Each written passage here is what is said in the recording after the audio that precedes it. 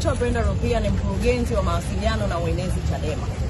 Leo tulikuwa tufanye mkutano wa hadhara pale Kariakoo, mtaa wa Nyamwezi na Mkunguni.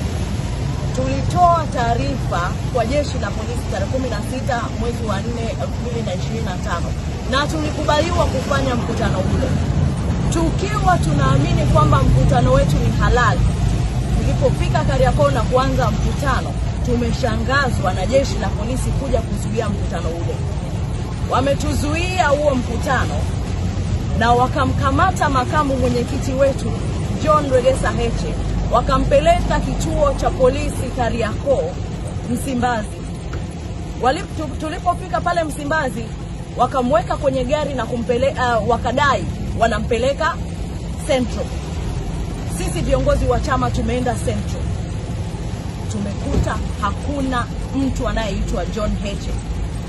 Tumetoka Central tumekuja Oysterbay polisi, na penyewe tumeambiwa hakuna mtu anaitwa John Heche.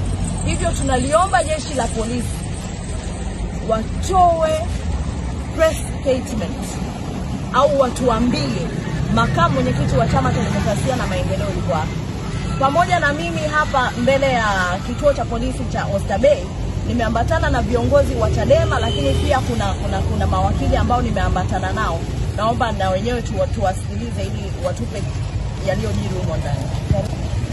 Ni kweli kwamba makamu mwenyekiti John Heche amekamatwa majira ya saa 11 akiwa anahudhuria mkutano eneo la Kariakoo ambalo lilitolewa taarifa mapema kabisa na chama. Baada ya kukamatwa, sisi kama mawakili mwenzangu Matata tukaanza kuhangaika kutafuta yuko sehemu gani, kwa maana kituo cha polisi ambacho amehifadhiwa. Tukaenda Stakishari tukakuta, tukaenda Msimbazi hapo Kariakoo hayupo, tukaenda Central polisi hayupo.